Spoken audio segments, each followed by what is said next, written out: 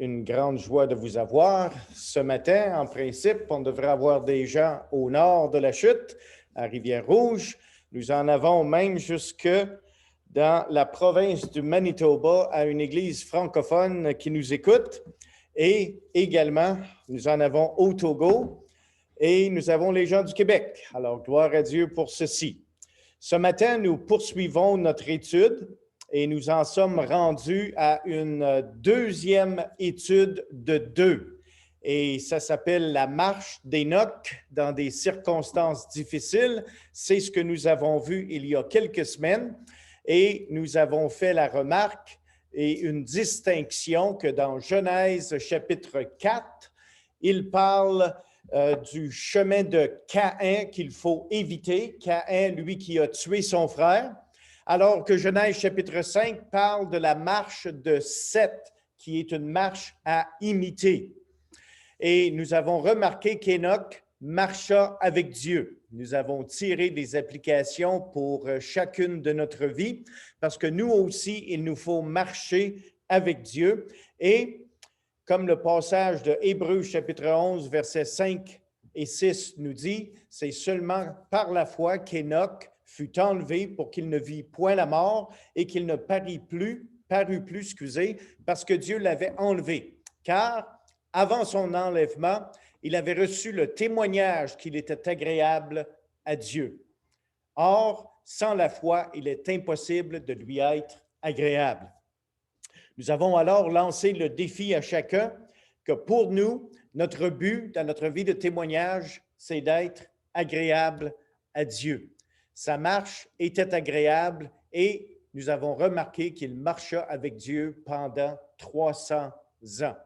Quel que soit le nombre d'années que le Seigneur vous donne à continuer d'exister sur cette terre, quelles que soient les circonstances, les conditions de votre société, nous sommes tous appelés à marcher avec Dieu.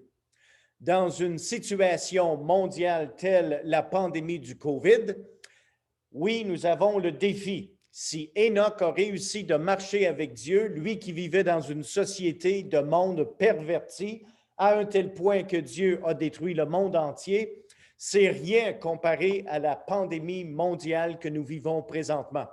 Et le défi est le même, nous devons tous marcher avec Dieu malgré les circonstances qui nous entourent. Maintenant, nous arrivons aujourd'hui à un deuxième personnage des Saintes Écritures et nous arrivons à Noé. Noé était un personnage qui a non seulement vécu avant le déluge, mais qui a vécu à travers le déluge. Et je vous fais remarquer que si jamais vous parlez l'anglais, vous pouvez vous référer à la cassette vidéo The World That Perished par John Whitcomb. Et cette cassette vidéo nous donne l'aspect scientifique et pratique qui nous permet de reconstruire de façon crédible les événements qui ont eu lieu avant et après le déluge, tels que rapportés dans le livre de la Genèse. Maintenant, non seulement Genèse 4 nous parle du chemin de Caïn qu'il nous faut éviter, Genèse 5 nous parle de la marche d'Hénoch que nous devons imiter et nous devons le faire d'une manière à ce que nous soyons agréables à Dieu. Et pour aujourd'hui, nous allons regarder à l'arrière-plan spirituel ainsi qu'aux conditions sociales qui ont précédé et qui ont apporté le déluge. Il y a des raisons pour lesquelles le déluge est arrivé.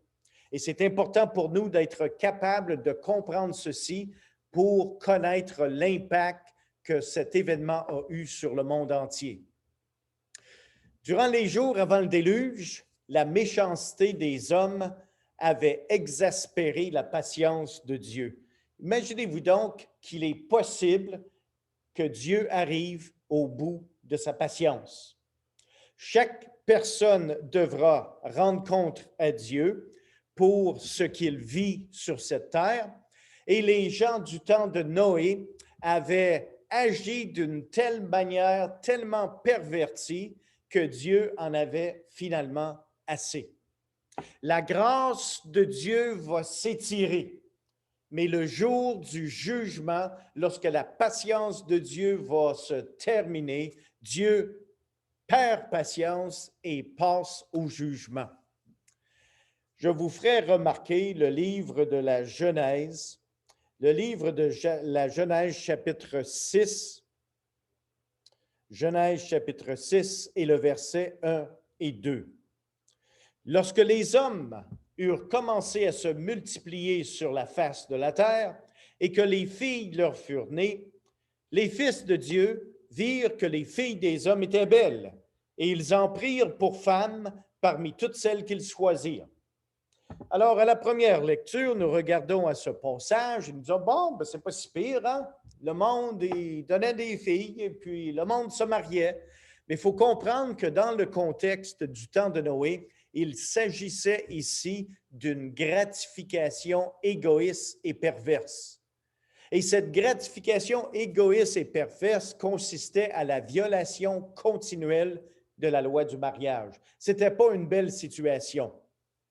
Dans Genèse 4, nous avons vu que Lémec était devenu le premier polygamiste. Maintenant, notre texte que nous venons de lire nous dit ici que les fils de Dieu, ceux qui étaient en pouvoir du temps de Noé, étaient devenus esclaves des passions de leurs pensées.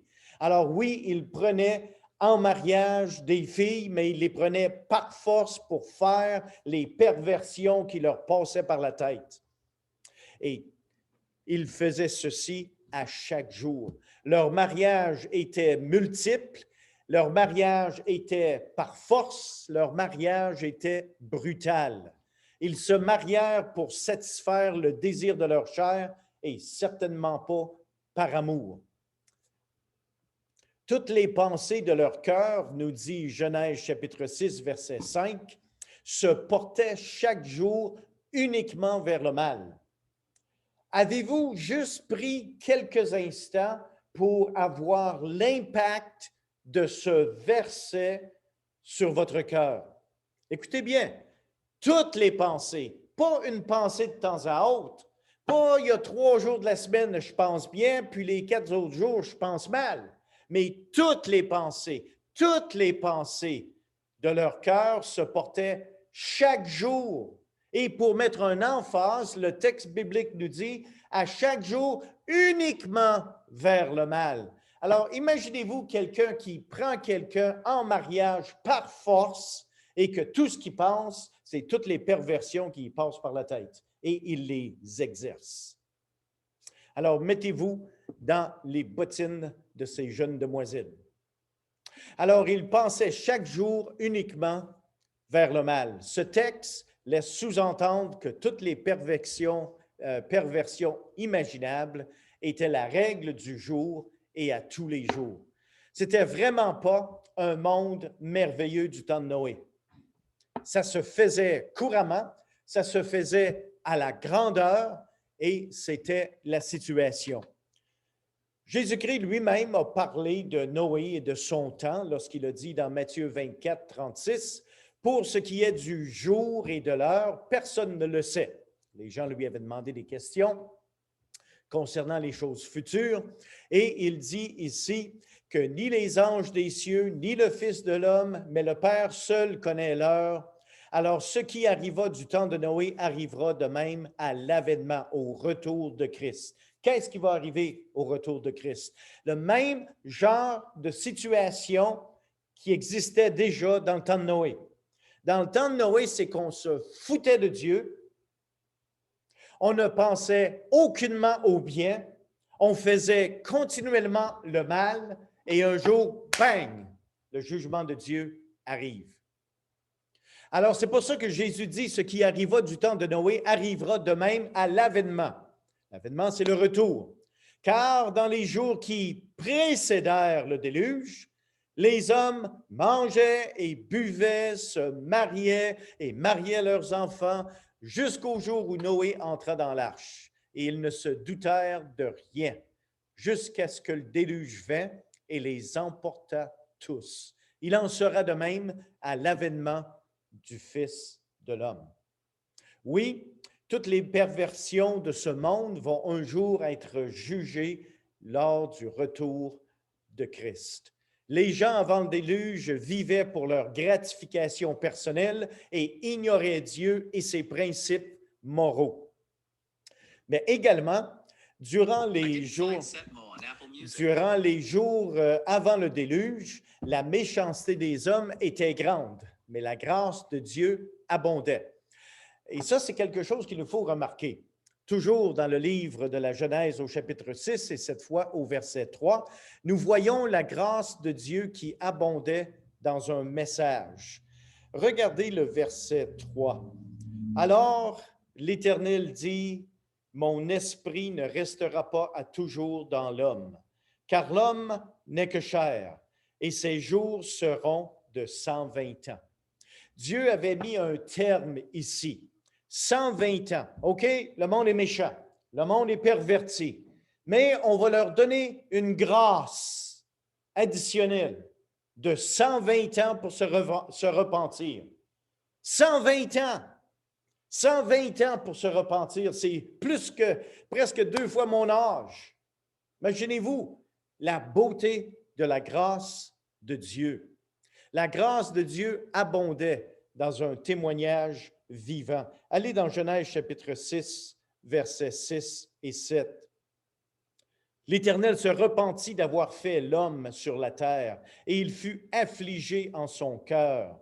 Et l'Éternel dit, « J'exterminerai de la face de la terre l'homme que j'ai créé, depuis l'homme jusqu'au bétail, aux reptiles et aux oiseaux du ciel, car je me repens de les avoir faits. » J'aime le premier mot du verset 8. Le verset 8 dit, « Mais Noé ». Avec toute cette perversion dans la société, toute cette cruauté qui existait, il y avait quand même un homme qui s'appelait Noé. Je vous fais remarquer que c'est dans le milieu de sa génération que Noé vivait. Mais Noé trouva grâce aux yeux de l'Éternel. Et on procède dans le texte des Saintes Écritures pour nous parler de la généalogie de Noé. Remarquez que la grâce a abondé dans un témoignage vivant. Et ce personnage, eh bien, c'était Noé. Dieu vit, au verset 5 de Genèse 6, que la méchanceté des hommes était grande sur la terre. Mais lorsque la grâce de Dieu abonde, les yeux même de Dieu sont mentionnés. Au verset 5 de Genèse 6, l'Éternel vit que la méchanceté des hommes était grande sur la terre et que toutes les pensées de leur cœur se portaient chaque jour uniquement vers le mal. Dieu voit toutes choses, bien ou mal. Noé avait également été remarqué par Dieu dans cette génération perverse. Il nous est dit que Noé était un homme juste, au verset 9 du chapitre 6. Noé engendra 3 fils, Sem, Cham et Japheth, et au verset 9, on nous parle de sa postérité et on nous dit que Noé était un homme juste, intègre dans son temps. 3 choses qu'il nous faut noter de Noé. Il était juste, il était intègre et il a réussi d'être juste et intègre dans son temps ou dans sa génération. Si on pense que c'est difficile aujourd'hui de vivre sous des conditions de la pandémie, vous n'avez absolument rien vu encore comparé à l'histoire de Noé. Parce que lui, malgré les perversités de son temps qui a causé Dieu de juger le monde entier et de les détruire totalement à l'exception de 8 personnes, Noé a quand même réussi d'avoir le témoignage d'être un homme juste, un homme intègre et un homme qui marchait avec Dieu. Le fait qu'il était juste parle de son caractère. Le fait que Noé était un homme intègre, ceci parle de son honnêteté, son incorruptibilité. Il n'avait pas à faire de compromis avec les perversités de sa société. Il vivait justement, il vivait intègrement selon ce que Dieu l'avait appelé à vivre dans son temps. Ceci parle de son caractère devant les hommes. Noé était un homme qui marchait avec Dieu et ceci nous parle de sa conduite devant Dieu et de son témoignage devant les hommes. Et l'expression que je vous mentionnais tout à l'heure, dans son temps, ceci parle des conditions sociales et spirituelles dans lesquelles Noé marcha avec Dieu.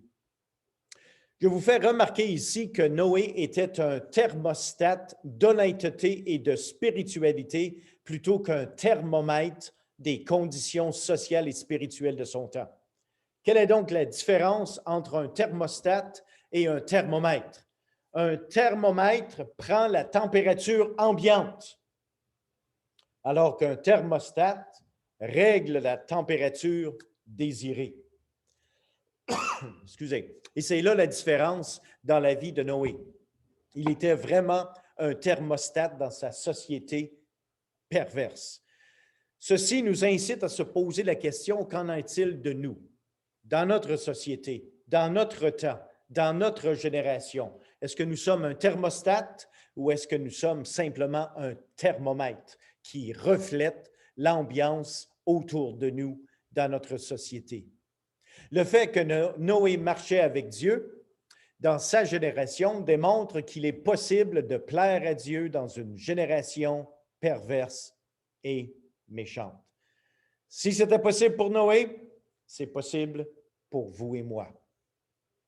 Romains chapitre 12, dont je vous inviterai de tourner avec moi.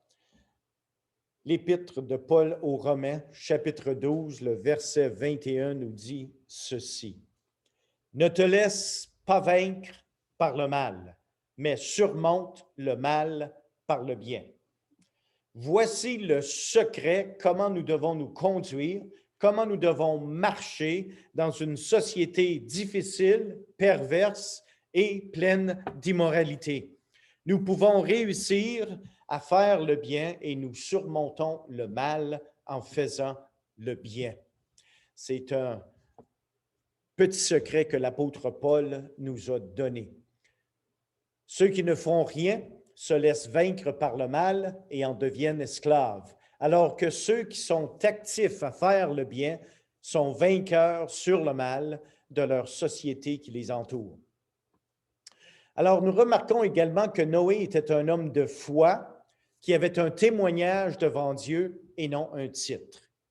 Si vous tournez avec moi dans le livre de Hébreux au chapitre 11, qui est les héros de la foi, et nous voulons lire le verset 7 et les versets 8 et 9, car c'est par la foi que Noé, divinement averti des choses qu'on ne voyait pas encore et saisi d'une crainte respectueuse, construisit une arche pour sauver sa famille.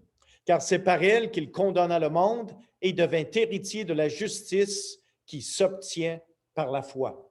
C'est important de réaliser ce que ce passage nous donne en fait d'informations sur cet homme Noé. Parce qu'il nous est dit ici que Noé, il est devenu averti des choses qu'il ne voyait pas encore. Saviez-vous qu'avant Noé, il n'avait jamais plu sur la terre? Imaginez-vous construire une arche quand il n'y a jamais tombé une goutte d'eau du ciel.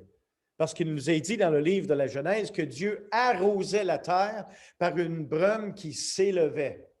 Mais à partir de Noé, il a commencé à pleuvoir sur la terre. La base de sa foi ici, c'était la parole de Dieu. Dieu lui avait dit, bâtis-toi une arche. Notre foi doit toujours être basée sur la parole de Dieu. Pourquoi? Parce que la foi vient de ce qu'on entend et ce qu'on entend vient de la parole de Dieu. Quelle était donc la motivation de la foi de Noé? Eh bien, c'était une crainte de Dieu respectueuse. C'est-à-dire que quand Dieu parle, j'écoute et j'écoute attentivement avec mes deux oreilles. Et c'est exactement ce que Noé a fait. Sa foi a été motivée à travailler. Ce n'est pas juste la foi, une espèce de nuage qu'on s'imagine qu'on peut peut-être atteindre. La foi est réelle et la foi se manifeste lorsque nous mettons nos mains au travail. C'est exactement ce que Noé a fait parce qu'il a construit l'arche que Dieu lui avait demandé de faire. Cette crainte respectueuse que Noé avait de Dieu était un grand contraste avec la violence et l'indifférence spirituelle de la société de Noé. Et l'évidence de sa foi nous est mentionnée toujours dans le livre de Hébreux, au chapitre 11 et au verset 7. C'est par la foi et son évidence concrète et tangible était la foi qu'il a manifestée en Dieu lorsque Dieu lui a dit « Construis-toi une arche ». Pouvez-vous imaginer la construction d'une arche sur la terre sèche en vue du fait qu'il n'avait jamais plu auparavant? Eh bien, regardez Genèse chapitre 2, versets 5 et 6, qui confirme le fait que Dieu arrosait la terre d'une vapeur qui s'élevait. Alors ici, le résultat de la foi de Noé, eh bien, sa foi l'a stimulé à agir. Qu'en est-il de ta foi? Si tu dis que tu as la foi en Dieu, tu vas agir. Ce qui a eu comme résultat le salut de sa famille. Si vous voulez que votre famille soit sauvée, vous aussi devrez agir.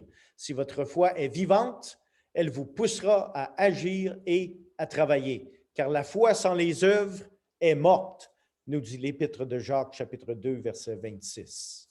Le témoignage de la foi de Noé, eh bien, par ses actions, Noé a condamné le monde. Parce que lui, il a obéi à Dieu lorsque Dieu lui a demandé de construire une arche. Et cette arche est devenue un objet condamnatoire pour le reste du monde qui n'avait pas vu, qui n'avait pas cru. Les non-croyants se sentent toujours condamnés par le témoignage vivant du croyant. Alors, quelle a été la récompense de la foi de Noé? Il devint héritier de la justice qui s'obtient par la foi. Non seulement il a été un témoignage à sa famille qui s'est joint à lui dans l'arche, mais lui aussi, évidemment, a été sauvé. Alors, durant les jours avant le déluge, la méchanceté des hommes était grande, la grâce de Dieu abondait et le salut par la grâce était disponible. Par le moyen du salut, le Seigneur a dit dans Genèse 6, 14, « Fais-toi une arche. » Alors, l'arche, c'était le salut qui était rendu disponible à tous ceux qui voulaient bien y entrer. Le bois de gopher, eh bien, il y a une belle image là-dedans parce que Noé devait couper des arbres vivants et en faire une arche. Eh bien, c'est une belle illustration du Seigneur Jésus-Christ qui lui aussi a donné sa vie pour que nous puissions obtenir par sa mort la vie éternelle.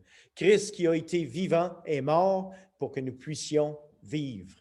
Et les textes des Saintes Écritures dans le livre de la Genèse nous parlent des dimensions de cette arche. 450 pieds de long, 75 pieds de large, 45 pieds de haut, 3 planchers de 15 pieds chaque. Eh bien, il y avait plus de 4,5 millions de pieds cubes sur 3 planchers. Ça en fait de l'espace. Et Dieu avait demandé à Noé de construire une fenêtre. Une fenêtre. Ici, il faut s'imaginer qu'une fenêtre, c'était semblable à une espèce de cheminée entre les 3 planchers qui allaient jusqu'en haut. Ce n'était pas une fenêtre là, comme on voit ici, le côté du mur, là, qu'on peut regarder dehors. C'est une fenêtre qui était plus une cheminée qu'une fenêtre. Et ça avait une coudée, 18 pouces par 18 pouces. Pas très grand là, pour avoir de l'air à respirer là, quand il y a un paquet d'animaux qui puent. Et ça fait 1 an qu'ils se relâchent dans le dernier plancher du fond. Imaginez-vous les conditions dans lesquelles cette famille a dû vivre pendant 1 an. C'était quelque chose qu'on ne peut même pas s'imaginer. Située ainsi, cette fenêtre, elle était dans le haut de l'arche afin que Noé n'ait pas à regarder à la destruction en dehors de l'arche. mais afin que celui-ci puisse garder ses yeux fixés sur le Dieu vivant. On doit faire une petite mention ici de la porte de l'arche. La porte de l'arche, il nous est dit dans Genèse chapitre 7 maintenant. Alors, je vous inviterai à tourner dans Genèse chapitre 7 et à regarder au premier verset. L'Éternel dit à Noé, « Entre dans l'arche, toi et toute ta maison, car je t'ai vu juste devant moi parmi cette génération. » Et là, il lui donne une série d'instructions. Et il nous faut regarder le chapitre 6 de Genèse pour avoir un peu plus d'informations sur cette porte qui faisait partie de la construction de l'arche. Le Seigneur dit à Noé, « Tu feras l'arche, une fenêtre, que tu réduiras à une coudée en haut. Tu établiras une porte sur le côté de l'arche et tu construiras un étage inférieur, un second et un troisième. » Alors, si ça avait 45 pieds d'eau, chaque étage avait 15 pieds. La fenêtre était en quelque part au centre et il y avait une porte. Cette porte est importante parce qu'il y en avait juste une porte. Chacune de vos maisons, vous avez au minimum 2 portes sur 2 différentes façades parce que c'est la loi. Tu pouvais juste entrer dans l'arche et une fois que la porte était fermée, jugement commençait. C'est intéressant parce que lorsque vous regardez à l'histoire entière de cette situation du déluge, c'est Dieu qui a fermé la porte et non pas Noé. C'est Dieu qui a fermé cette porte.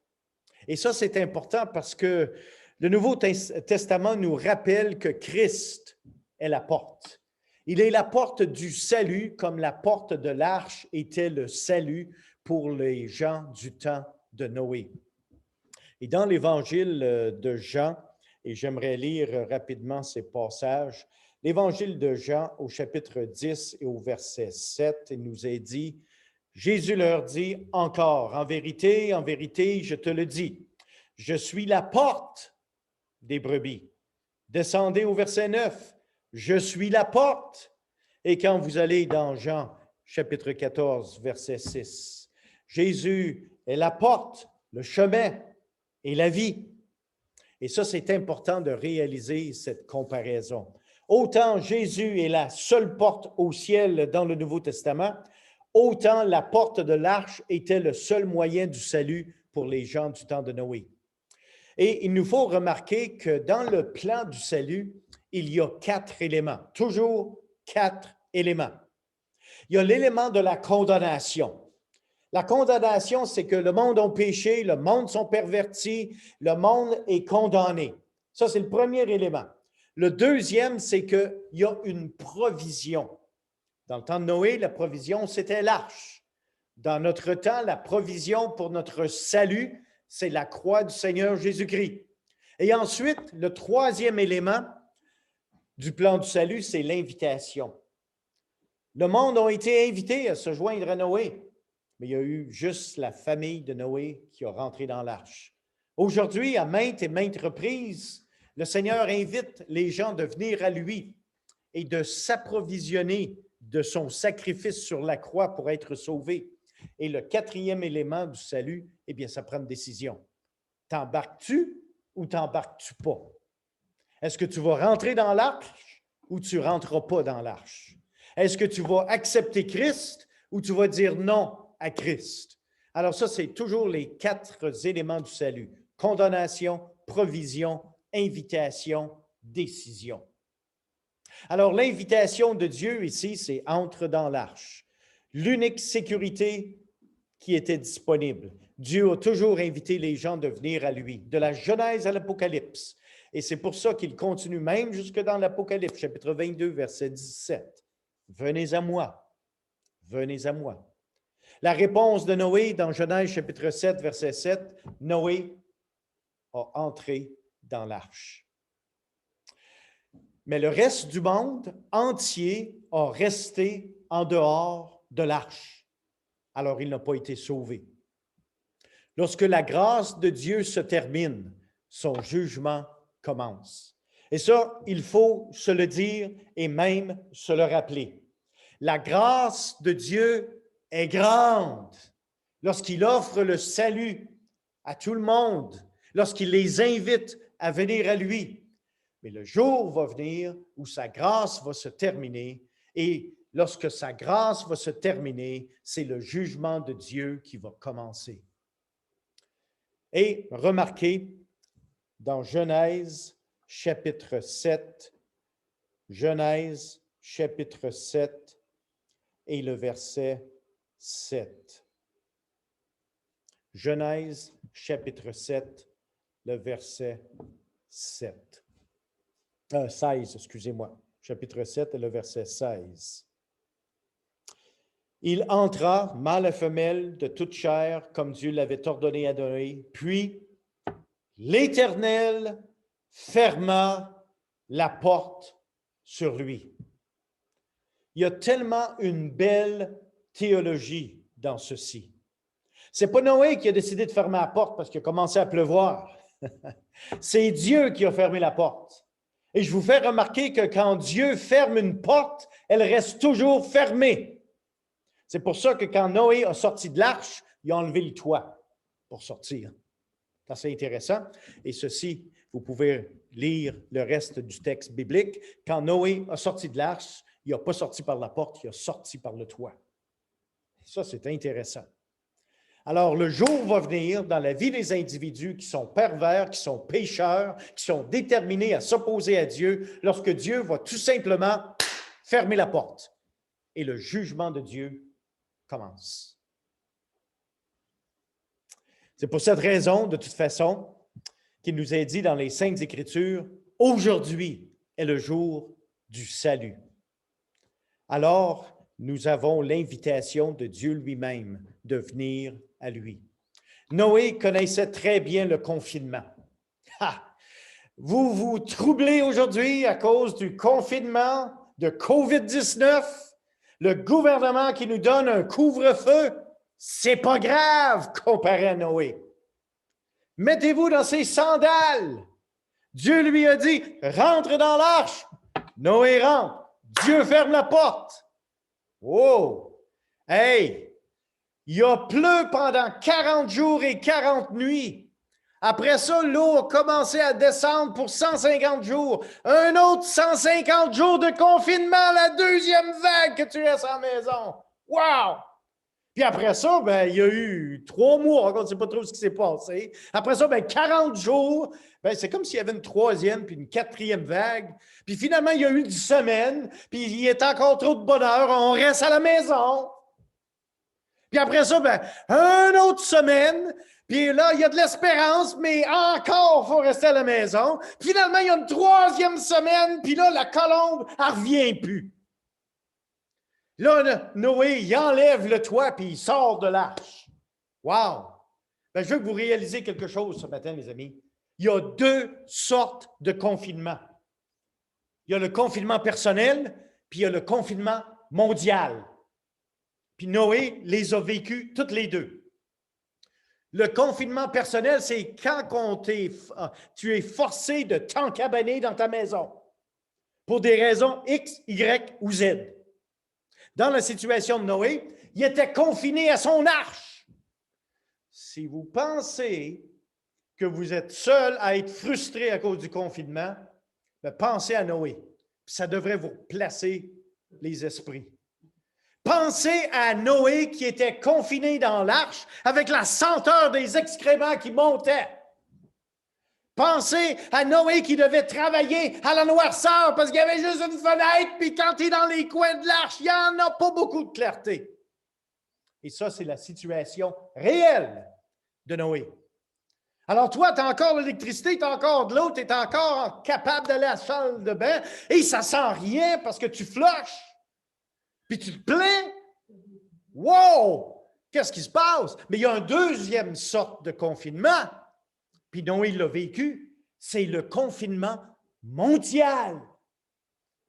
Avez-vous réalisé la situation de Noé? Finalement, il enlève le toit, il sort de son confinement, mais il ne reste plus de monde.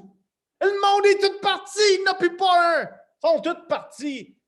Il me semble que dans ma tête, je m'imagine un peu la situation.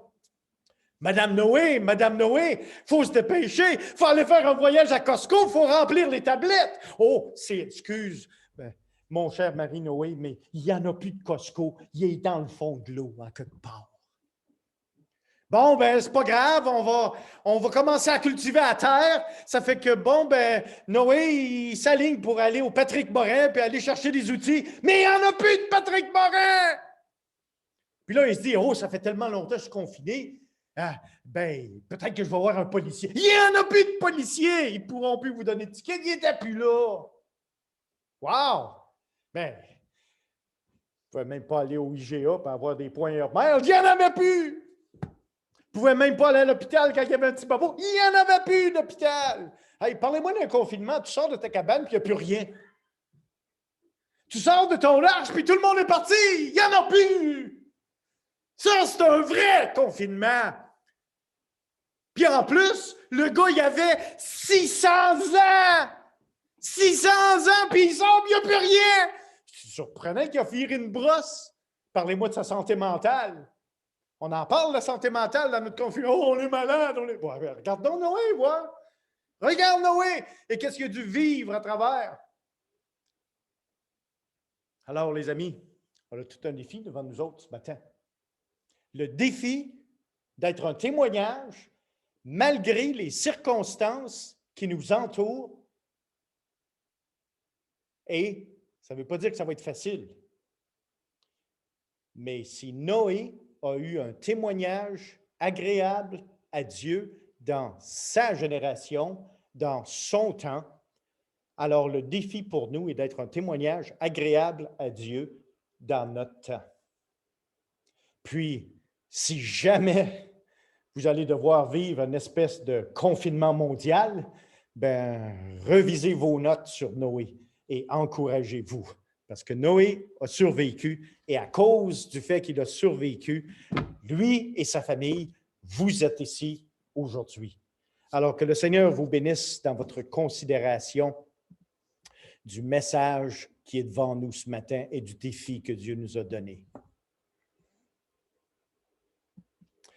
Alors que le Seigneur vous bénisse.